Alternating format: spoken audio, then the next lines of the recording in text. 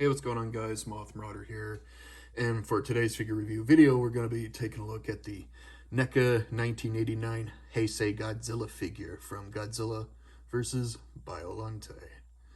So yeah, as usual, let's go ahead and start off with detail, sculpture, and accuracy and all that shit. Now when it comes to accuracy, this is very accurate to the Bio Goji suit that was used in the film. And, well, for starters, you have the chest here, the face, the legs and feet, and the dorsal plates, which look really accurate to the suit and all that. And you have his long-ass tail here. So, yeah, pretty damn long tail. Arms and claws and all that. So, yeah, when it comes to accuracy, this is really accurate to the Bio Goji suit. Now, when it comes to sculpt, this is really, really good. You have all these details on, like, the chest here. You have this thing right here. And the claws are decently sculpted. The claws on his toes or whatever, decently sculpted. The dorsal plates are really nicely done.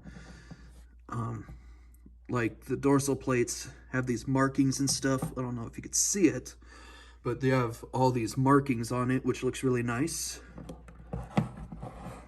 It's the other side here. So, yeah, there's some nice detail in, like, the neck, like Godzilla's neck and all that. There's the face. Has that feline look to it, like it should be, or like it should have. Because the Bio Goji had a feline sort of appearance to the face and all that, compared to the Gedo Goji suit in the next film. So yeah, open this up. Here's the mouth. The teeth are really nice looking. You have the tongue, which looks decent. You have the nostrils there, and the eyes and the ears. So yeah. Then there's that hole in the back of his mouth, which is used for his atomic breath accessory, which we'll get into in a bit. So that's pretty much it for detail. Accuracy is really good, and the sculpture is fucking impressive. Here's a comparison with the NECA 1994 Godzilla figure from Godzilla vs. Space Godzilla. You know, the Moog Goji suit. So yeah, as you can see, there's kind of the differences aren't that big, but still, like, obviously there's like a difference and all that. You know, like, the legs aren't as bulky as these legs, although I think that's just the figure and not necessarily the suit, because most of the Heisei Godzilla suits had this fat, bulky type of build to Godzilla. So, yeah. Although the dorsal plates look pretty similar for the most part. So, yeah. Well, except this one right here is larger than these ones. Now, when it comes to paint job, this is pretty accurate. He has that grayish charcoal color like he should have throughout the body. The claws and his toes are this dirty peach color, which looks neat. You have his eyes here that are white, of course, with goldenish brown irises. You have this weird metallic pink shit that's on his face. So, yeah, that looks kind of weird. But I tried to ignore that.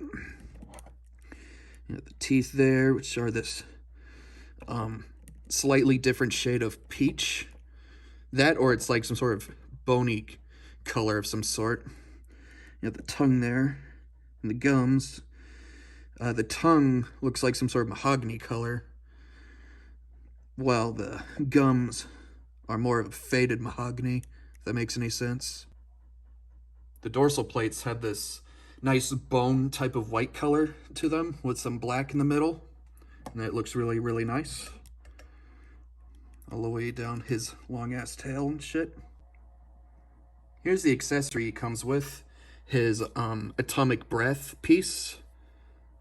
So yeah, this is what it looks like. It's nicely detailed for a atomic breath type of piece. It has this swirl spiral type of design on it, which looks really cool. Like you see it like wrapping around, if that makes sense. I don't know. It just has this really cool spiral type of look to it. There's the tip of the atomic breath thing. Then you have the skinny part at the end here, which looks like a whistle. And it has this nice blue color too.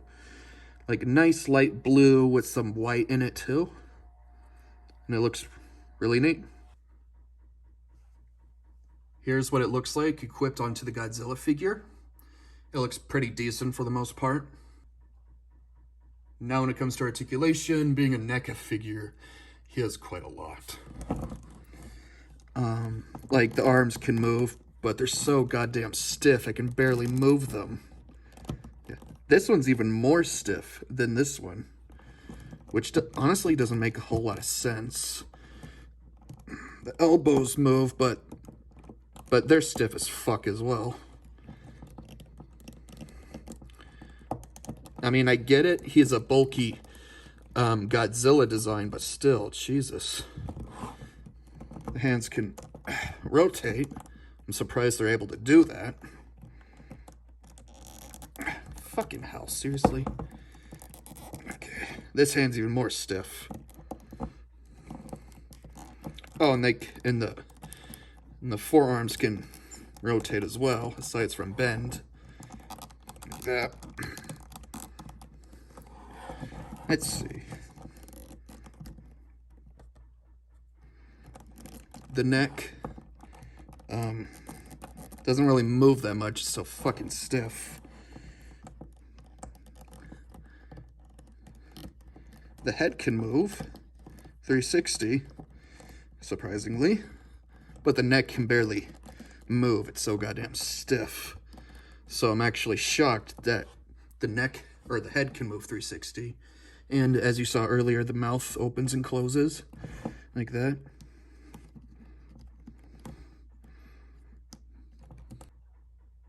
As you saw earlier, the tail can move like that.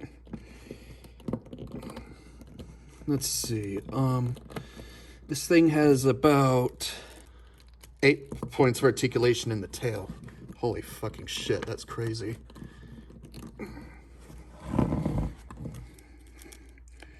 The legs can move. They're still stiff, but they can move a hell of a lot easier than the arms.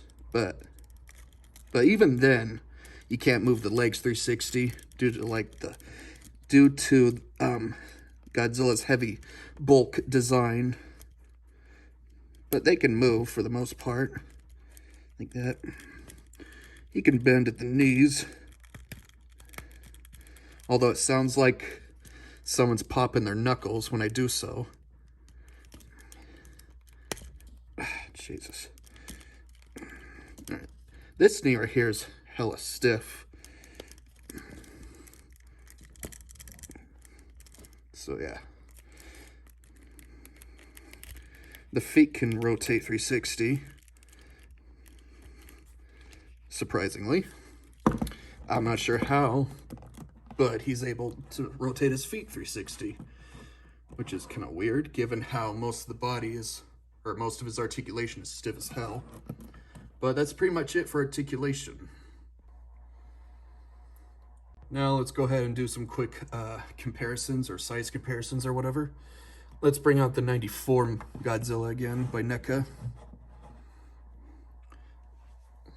So yeah.